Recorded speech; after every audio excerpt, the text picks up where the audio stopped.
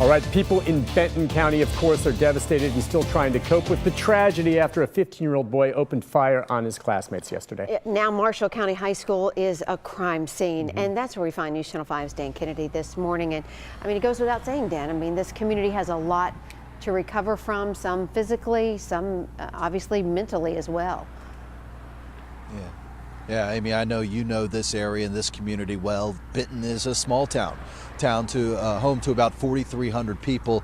The Marshall County High School serving this entire county, a county of about 30,000 people. So needless to say, it is a tight-knit community coming together for healing, because a lot of these students were inside this school when those gunshots rang out and watched as some of their classmates were shot, including 15-year-old Bailey Nicole Holt, who was killed at the scene, and 15-year-old Preston Ryan Cope, who died after being life-flighted to Vanderbilt, both students at Marshall County High. Kentucky State Police say the suspect, who's not been identified, was armed with a handgun when he walked into the school at 7:57 in the morning and began shooting yesterday, just before school was about to begin. By 7:59, 911 calls started coming in, and first responders got to the scene by 8:06. But by then, it was already too late for Holt and later for Cope, who would die at Vanderbilt Medical Center, and more than a dozen other students who had been shot.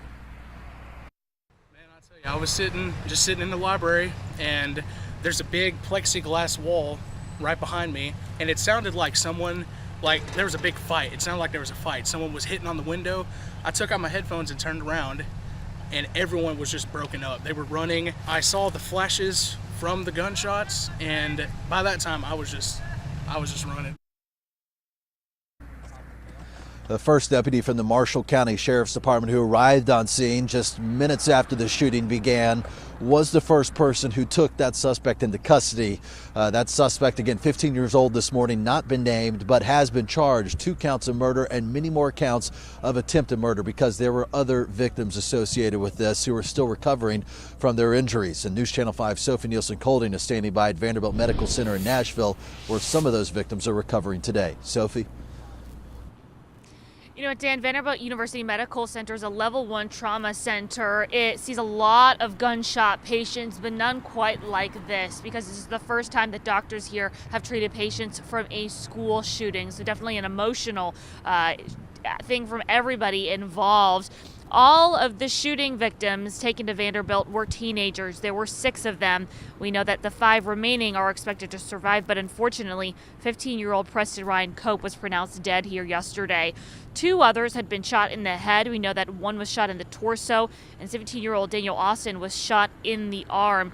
His brother says another student and a teacher put Austin in a car and took him to a local hospital, and he was then airlifted to Vanderbilt. We know that later yesterday, the Vanderbilt got another patient, a girl, and she is at the Children's Hospital right now in stable condition. Even though they are expected to survive, it's not going to be an easy road to recovery for them. When this happens to you, everything shuts down, and it's going to take a long time to heal, both physically and mentally, from these kind of issues for these kids.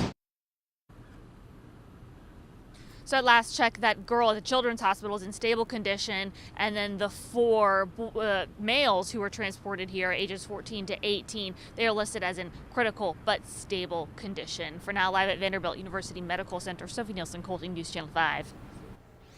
The superintendent of Marshall County Schools, Trent Lovett, issued a statement on the shooting late last night. This was on the district's website. His statement says, in part, our children are our future, our greatest gift, and our foremost priority. Please bear with us as we struggle to return to some sense of normalcy. Together with the community, we'll begin the long healing process within our schools. We'll continue to follow things out of Marshall County, but first, breaking news overnight here in Nashville. Police are investigating a stabbing in the Nations area. News Channel 5's Blake Rosnowski live in the 5 Alert Center this morning. And Blake, do police have any leads? Well, Amy, they are believing that this was a domestic situation, something that was happening within the home over there on Morrow Road in the Nations between a boyfriend and a girlfriend.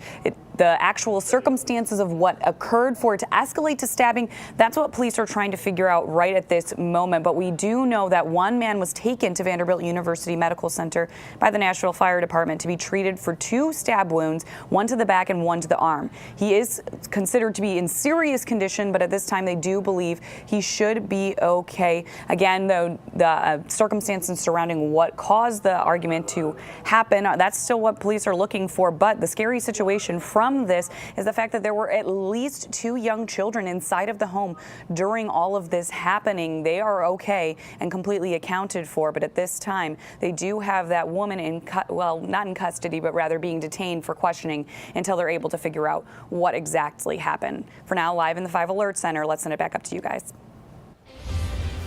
Breaking news just coming in about the killing of a 15-year-old boy last night in Madison. Metro Police just identified him as Thomas Howard. Moments ago, police identified this man as his killer, 16-year-old Kevon Mayberry. If you see him or know where he is, please call the police. Police just identified 2 people who shot and killed each other in a fast food parking lot. This happened at the Burger King off Murfreesboro Road in Antioch last night. Police tell us Marcus Lee and Ronnie Tunstill shot each other inside a car after a drug deal and attempted robbery. The road was shut down for a short time while police secured the scene. It is back open this morning. Overnight in Antioch, 2 homes were damaged in a fire. It happened at Waikiki and Coconut Boulevard. Thankfully, no one was hurt, but you know what? 1 trailer was destroyed. The fire marshal still investigating the cause of that blaze. Now, we are learning more about that massive apartment fire that happened in Bellevue, leaving dozens of people without a place to live. We're told an electrical wiring issue is to blame for that, but no sprinklers were ever actually installed in that building. The Red Cross is helping victims of the fire, but there are several ways you can help too. Tailgate Brewery is a drop-off point for any goods and monetary donations, which is on Charlotte Avenue. There is also a Facebook page called Creekwood Fire Relief, and it has information on what you need right now, what those folks need right now, and how you can help. There's also a GoFundMe account set up by council member Sherry Weiner. That link is on our website, newschannel5.com.